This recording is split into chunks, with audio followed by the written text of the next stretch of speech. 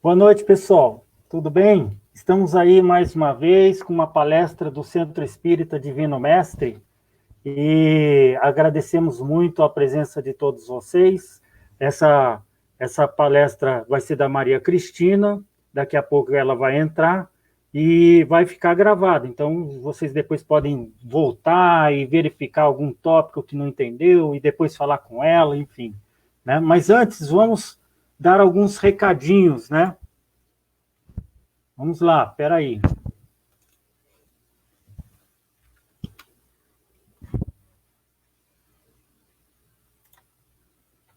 Eu gostaria de falar para vocês que o Centro Espírita Divino Mestre, apesar das portas estarem fechadas por conta da proteção que a gente precisa fazer a todos nós, nesse período de quarentena, de pandemia, o atendimento fraterno continua acontecendo. Ele continua acontecendo de uma forma diferente, mas vocês podem mandar o seu nome e o seu telefone para o e-mail contato@cedivinomestre.org e aí um atendente vai entrar em contato com vocês. Conte conosco que a gente continua atendendo, tá bom?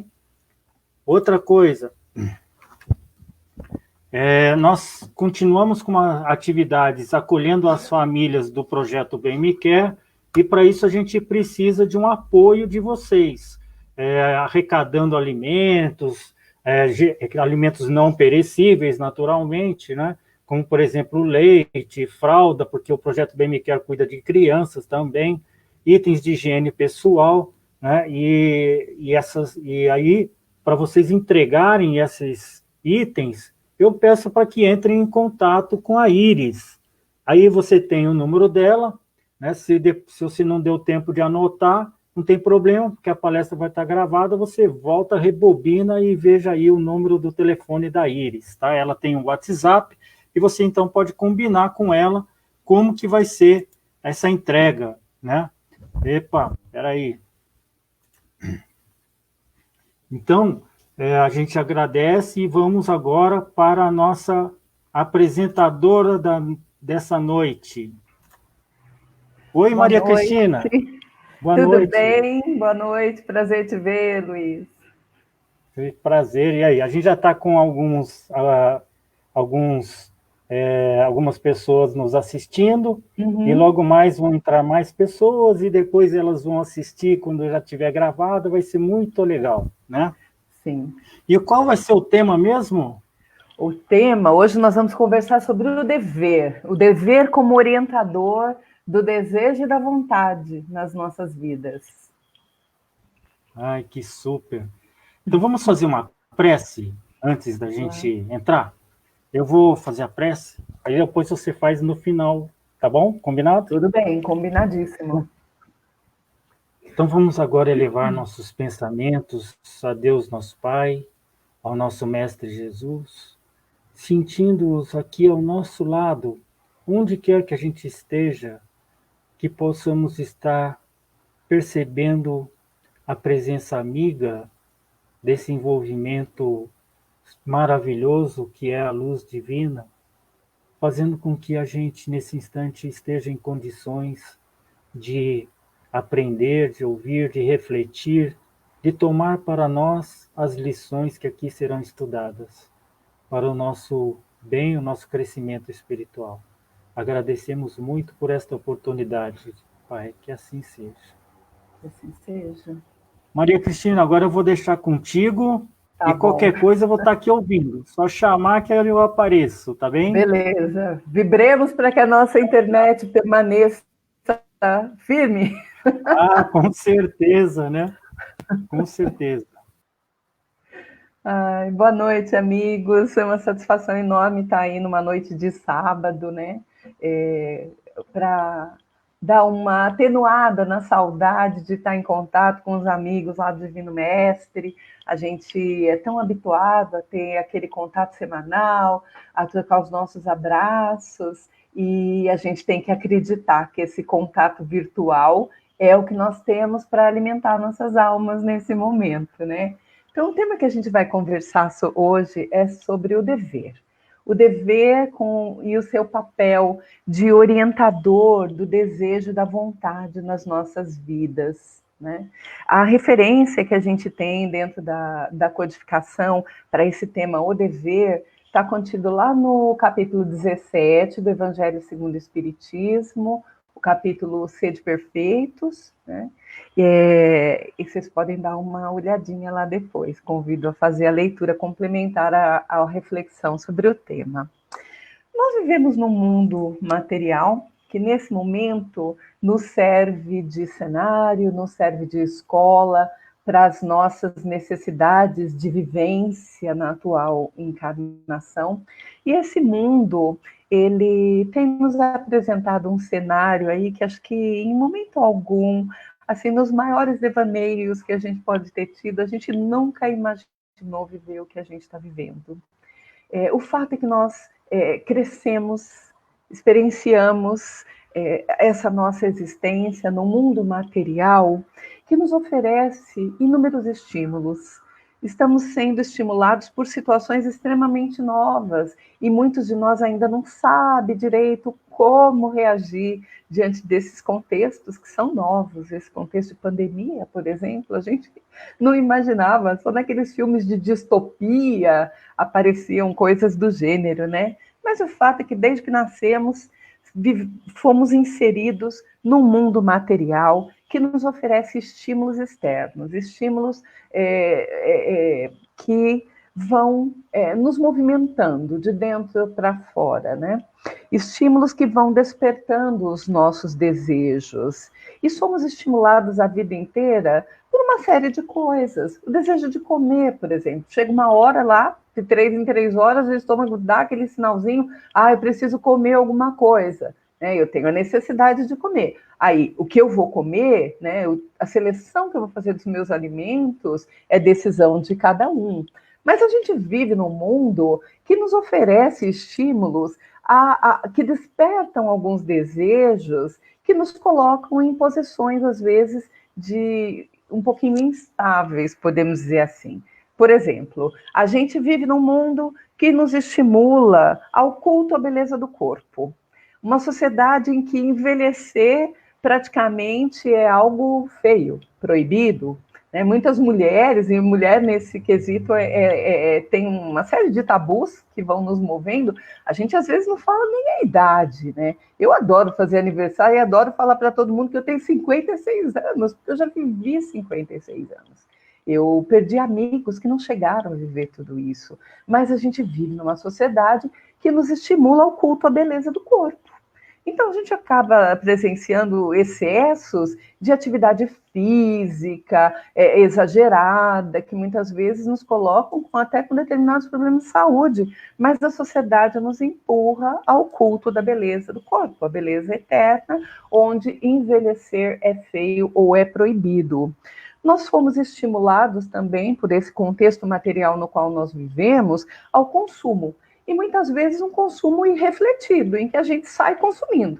E nesse período que a gente está confinado dentro de casa e privado de uma série de coisas, celular acabou sendo uma grande armadilha, porque hoje tem aplicativo para você comprar o que você quiser. Né? Então a gente ainda, mesmo confinados, a gente está estimulado a um consumo, a ter coisas que às vezes a gente nem para perguntar se a gente precisa.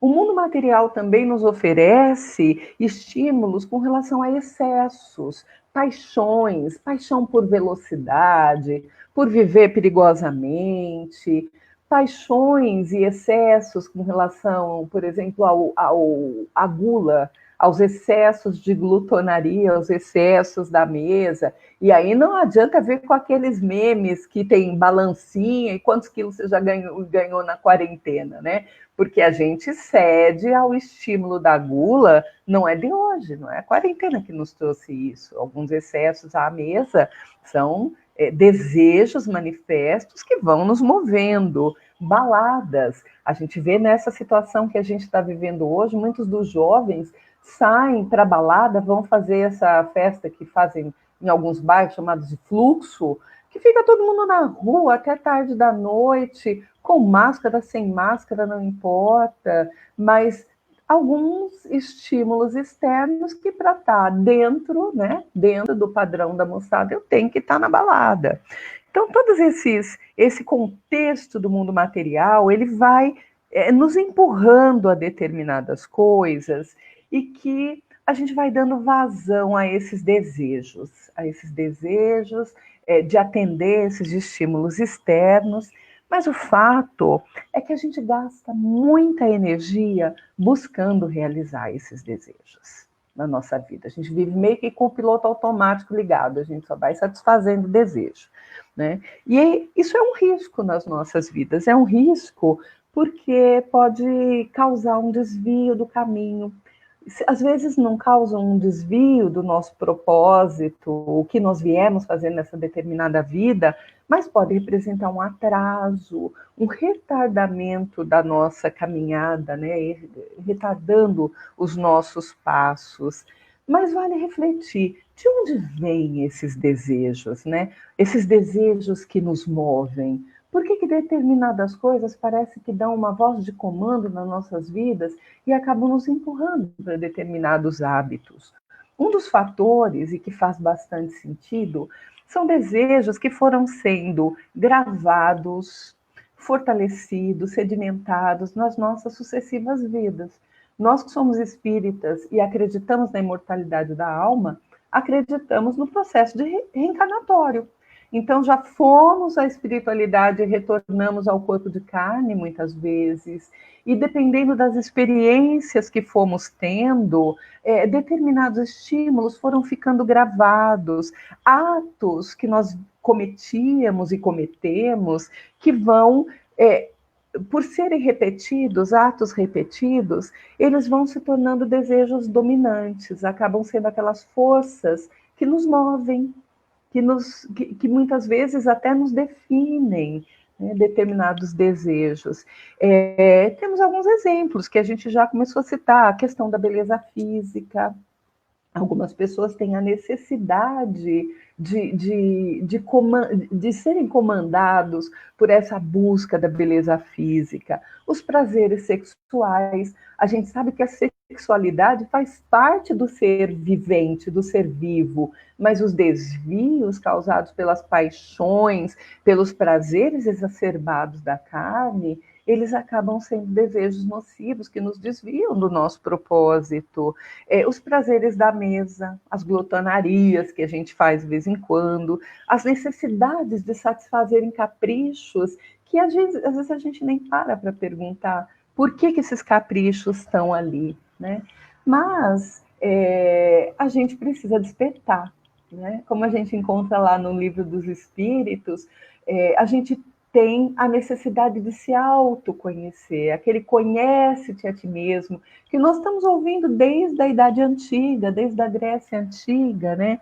Há um momento em que nesse processo de despertar da consciência, porque nós que somos espíritas, nós recebemos essa informação, que somos espíritos eternos, e a gente está aqui no processo contínuo de experimentação, de jornada evolutiva. Então, tem um momento em que a consciência precisa despertar, e é preciso que nós tragamos, né, que a gente traga equilíbrio para as nossas existências, porque os desejos estão lá, os desejos são algo que vai nos mover.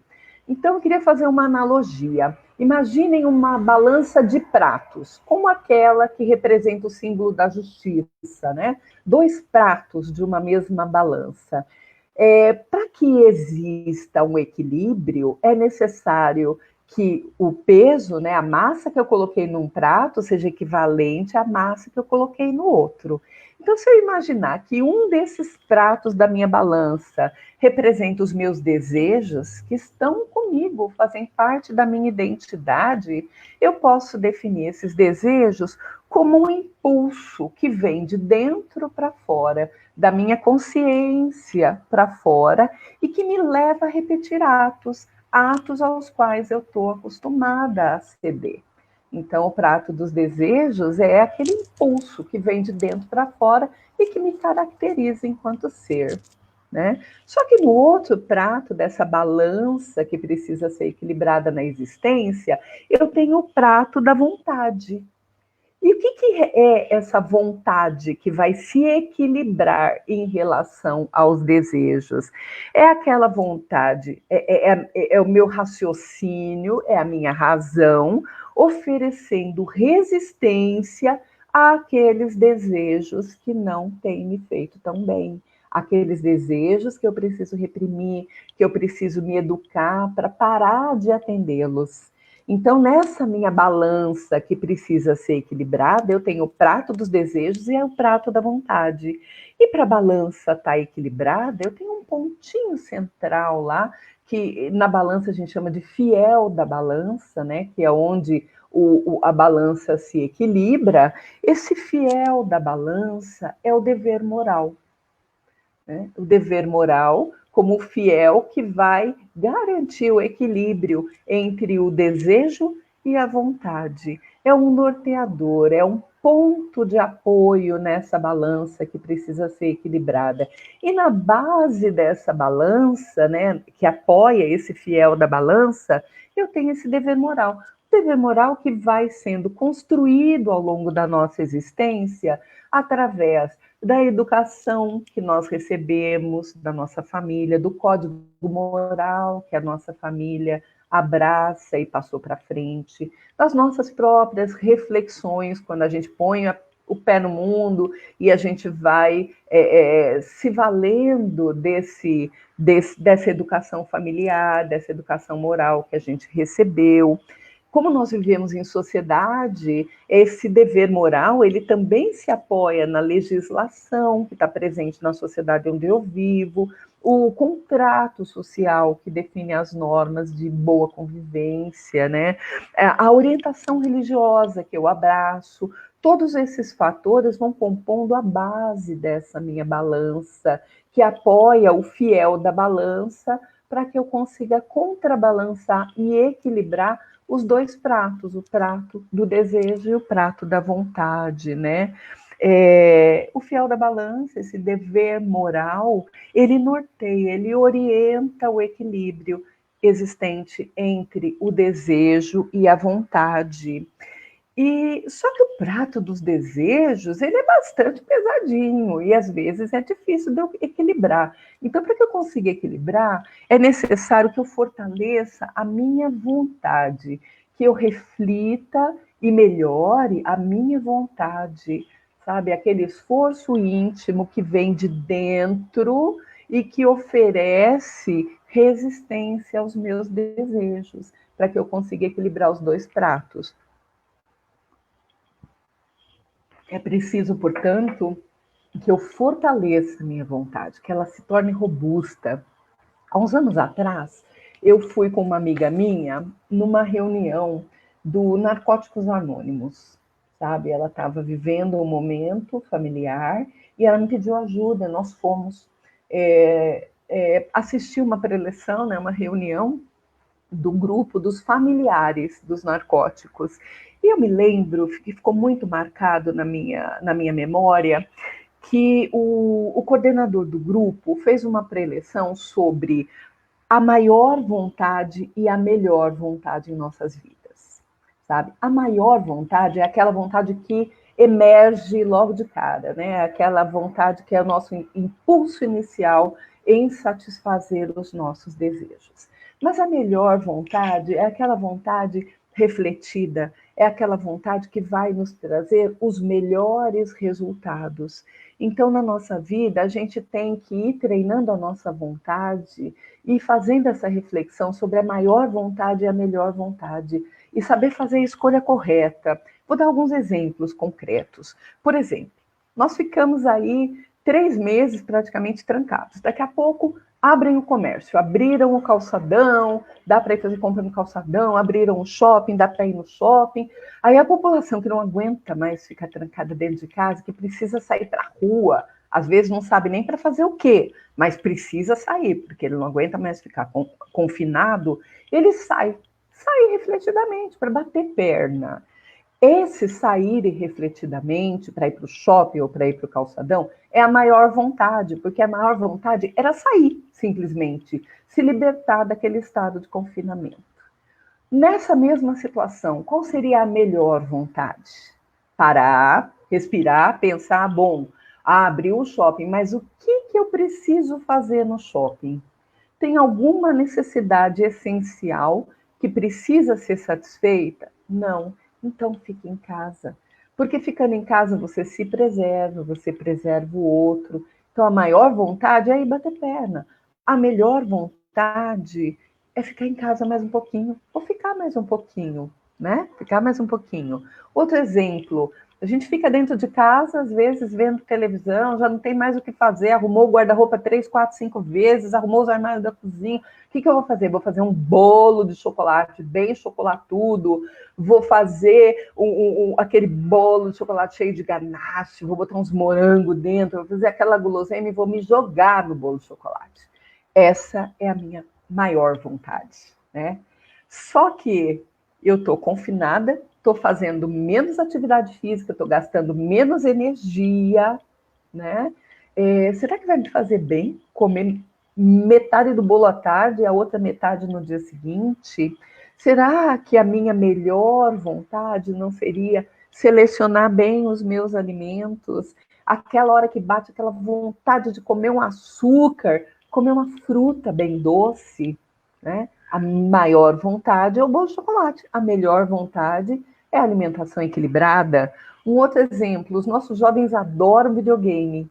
Eu tenho um afilhado que tem 17 anos, ele ama ficar trancado dentro do quarto jogando videogame. Nos horários que ele não está tendo aula online, ele está jogando videogame. Depois se queixa, estou com dor nas costas, meu olho está ardendo, tudo. Ficou o dia inteiro jogando videogame.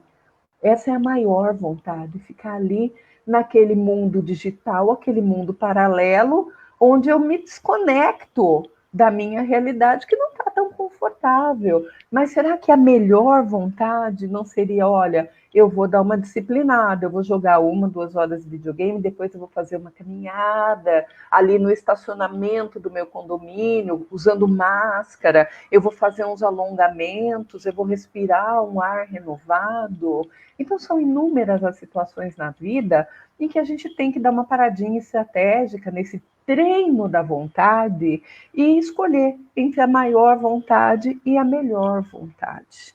Então, o desejo e a vontade, eles vão estar presentes na nossa vida.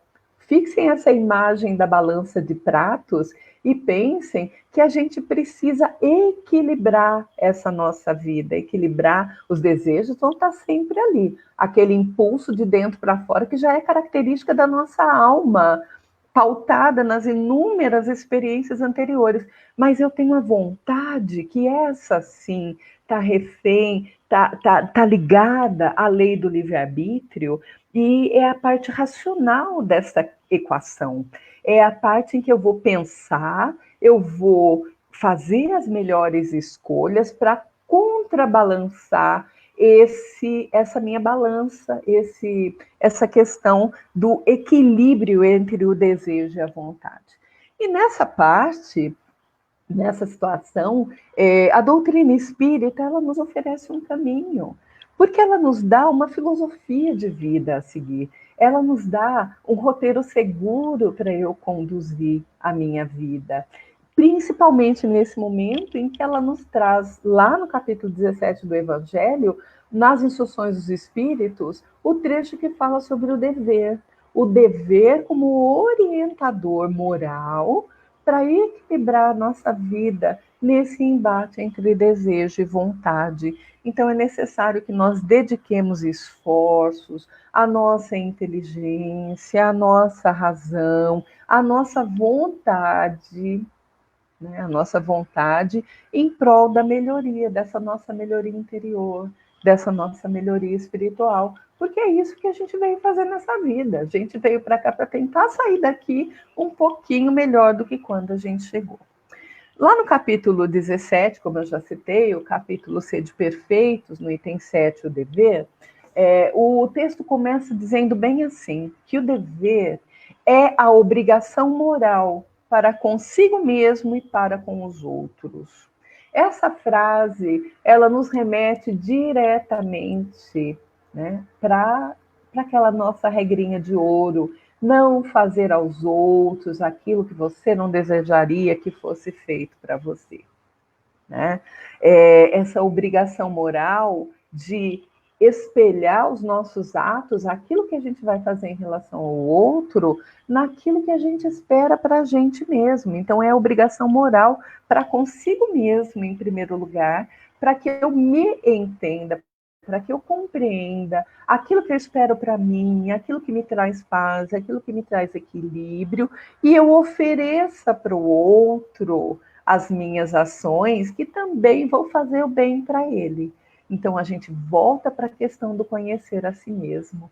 Para eu exercitar essa obrigação moral, que é o dever, eu preciso me conhecer, porque eu tenho essa obrigação comigo mesmo e tenho para com o outro. O dever, ele é uma lei da vida, nos mínimos detalhes, em tudo que a gente for pensar, em toda a nossa vida de relação. Mas o dever moral, ele também é difícil de ser cumprido muitas vezes. E por que ele é difícil de ser cumprido? Porque ele se encontra em contraposição, em antagonismo com as seduções e os interesses da humanidade. Então, muitas vezes, eu tenho que abrir mão dos interesses materiais, eu tenho que abrir mão daquilo que me seduz, daquilo que estimula o meu desejo, para que eu possa cumprir o dever moral. O dever, a gente tem que sempre lembrar que ele está governado pela lei do livre-arbítrio, ele está submisso à lei do livre-arbítrio. Então, quando eu vou fazer o exercício do dever moral na minha vida de relações, escolhendo entre a maior ou a melhor vontade, usando a minha vontade como esse esforço para equilibrar a minha existência diante dos desejos que a vida vai me provocando, né, vai fazendo com que eu busque, eu tenho que lembrar que, acima de tudo isso, eu tenho uma lei divina, que é a lei do livre-arbítrio. Eu tenho a liberdade de fazer as minhas escolhas, mas eu tenho a obrigatoriedade de dar conta das consequências dessas escolhas, né? Então, é necessário que a gente reflita sobre onde começa e onde termina o dever, né? Se o dever faz parte da minha vida, eu tenho que ter pontos de partida. Então, o exercício do dever moral, como regulador, equilibrador, né, dessa relação desejo-vontade, ele começa onde nós ameaçamos a felicidade ou a tranquilidade do outro. Sempre que as minhas escolhas, o exercício da minha vontade, vai comprometer a tranquilidade ou a felicidade de outra pessoa, eu tenho que parar para pensar, né? Porque ali começa a minha obrigação de agir conforme o dever moral. E ele termina no limite onde eu não quero que ver os meus próprios limites ultrapassados. É aquela regrinha de ouro, não fazer ao outro aquilo que eu não quero que me façam. Então, vejam, é uma equação que fecha bonitinho, porque a referência sou eu mesma. Se eu me conheço, se eu sei aquilo que eu espero receber do meu próximo, é isso que eu vou oferecer. É isso que eu vou oferecer. E dessa forma, eu vou conseguindo ter uma vida equilibrada. Portanto, o dever em nossas vidas, ele reflete na prática as virtudes morais que já foram construídas, que já foram trabalhadas no meu ser. O dever, ele é a fortaleza da alma. Ele é a fortaleza da alma que permanece inflexível às tentações. Então, é um treino, é um treino. É necessário que a gente pense muito sobre as experiências que a gente vai vivenciando. E muitas vezes nessa reflexão, né, para fortalecer a nossa vontade, para treinar o exercício do dever moral enquanto fiel da balança, do equilíbrio da vida, às vezes eu preciso revisitar situações vividas. Tenho que revisitar. Às vezes eu não consigo fazer sozinho. Às vezes eu preciso de um suporte terapêutico, mas eu tenho que, muitas vezes, revisitar as minhas vivências, revisitar as minhas dores, ressignificar as minhas experiências de forma consciente e tirar conclusões dali, porque ninguém vai conseguir fazer isso por mim. É necessário que eu fortaleça no íntimo do meu ser esse dever moral que eu tenho diante da vida. Não posso esquecer que se Deus é Pai soberanamente justo e bom, eu sou seu filho, eu sou filho de Deus, né? E se eu sou filho de Deus, eu sou coadjuvante na criação, porque nós, seres humanos, somos os seres inteligentes da criação. Então, nós não podemos mais agir de forma irrefletida em nossas vidas. Tem um verso de uma das músicas dos Titãs que diz assim: o acaso vai me proteger enquanto eu andar distraído. Nós que somos espíritas, que abraçamos a doutrina espírita como norma de vida, como norma de bem viver, a gente não pode mais andar distraído, porque a gente já recebeu muito, e muito vai ser pedido para quem muito recebeu. A gente vem estudando essa doutrina abençoada há muito tempo, e chegou o momento da gente usar essa doutrina nessa nossa base moral, nessa nossa base do dever moral, para poder ter um fiel justo para equilibrar a nossa vontade diante de desejos, dos desejos que a vida vai trazendo. Então, é o momento da gente ter um exercício responsável das nossas vidas, né? E nós temos que abraçar o dever, porque é esse dever bem compreendido que vai nos dando o vigor necessário para a gente viver e se desenvolver. E vai além. Quando a gente consegue se equilibrar enquanto ser, a gente ajuda no equilíbrio e no reequilíbrio de todos aqueles que estão conosco. Ninguém está na nossa vida por acaso, né? As pessoas, elas trilham juntas a caminhada terrena com o endereço certo. A gente combinou de estar junto.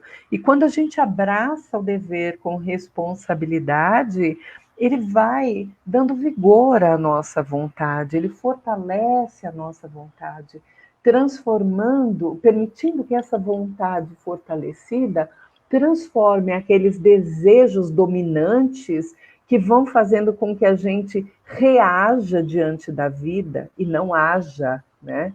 Porque tem diferença entre reagir e agir. Esses desejos dominantes, eles vão nos guiando, vão nos empurrando, e a gente vai vivendo. Como diz a música dos Titãs, o acaso vai me proteger enquanto eu andar distraído. Eu vou andando distraído, só que a hora que eu tiro a venda dos meus olhos e eu entendo que o dever moral vai me trazer uma vida muito mais equilibrada, onde eu fortaleço a minha vontade para que ela se contraponha àqueles desejos dominantes que foram me empurrando simplesmente, eu transformo esses desejos dominantes em desejos superiores. E aí o equilíbrio, aí eu vou viver assim, de uma forma bastante estável.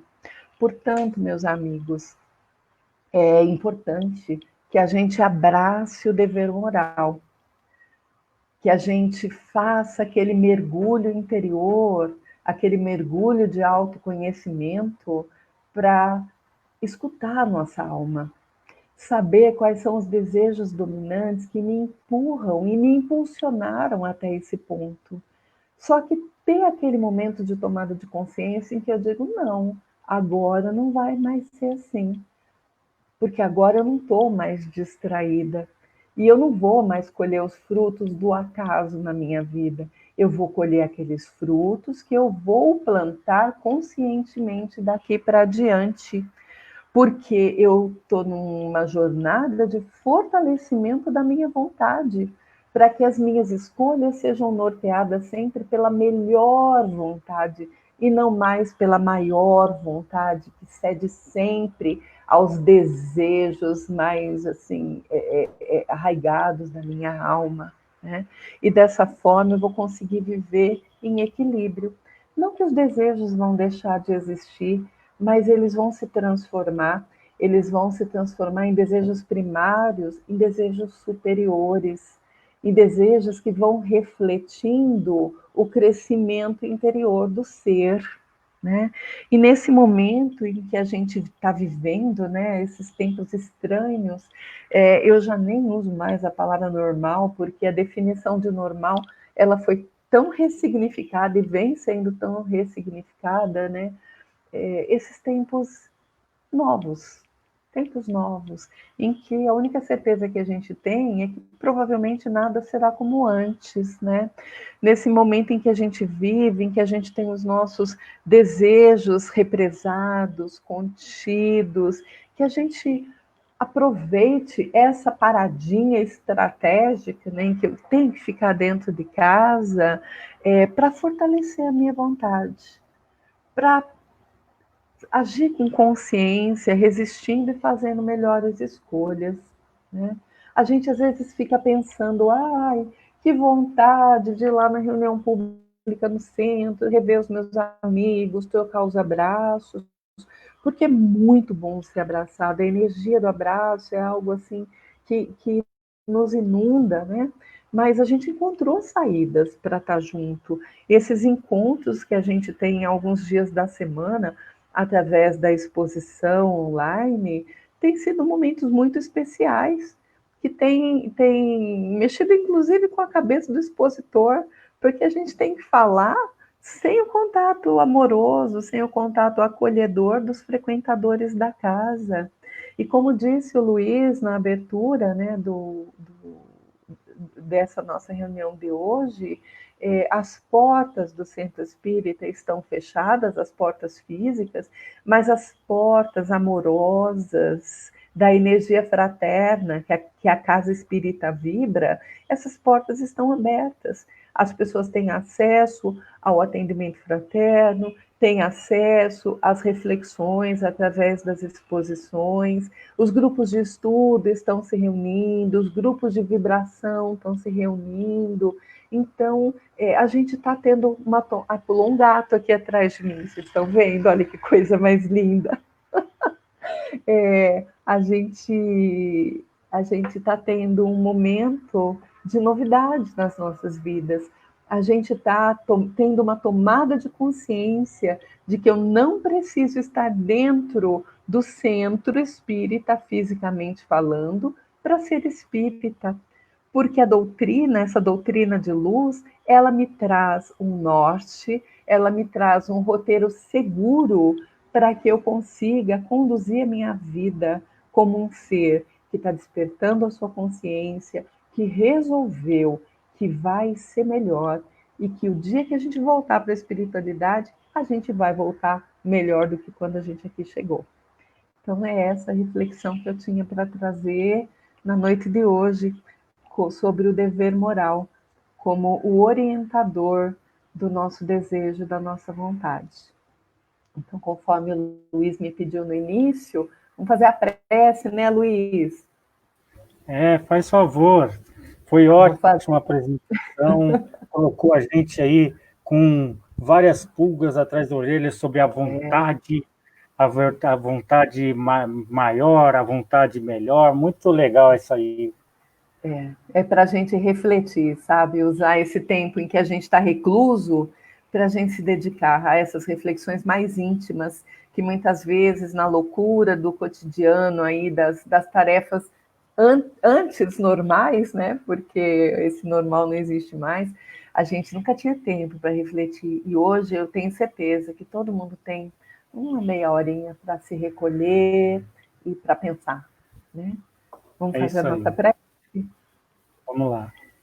Querido Mestre Jesus, nosso companheiro de todas as horas, nós agradecemos imensamente por esse encontro fraterno. Que nós possamos, Senhor, tê-lo como modelo e guia em nossa existência, procurando sermos a cada dia melhores do que fomos no dia anterior.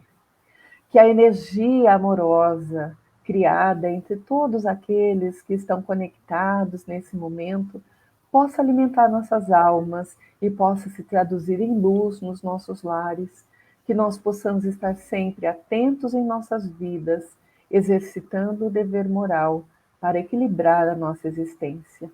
Fica conosco, Jesus, fiquem conosco, amigos espirituais, nos amparando e nos abençoando sempre. Que assim seja. Que assim seja. Eu tô aqui Maria, com a minha muito obrigado. Lerva. Eu não vou poder mostrar o meu gato, porque sabe lá Deus onde que ele está agora, né? Ela pulou na minha cadeira aqui.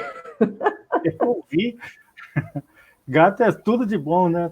Gato Se eu fosse pegar o meu, ele não ia caber no vídeo aqui. Ele é muito... Gato é tudo de bom. Gente, foi ótimo estar com vocês, viu? Eu amo todos vocês. Tá bom. Tchau, pessoal. Tchau, Maria. Tchau.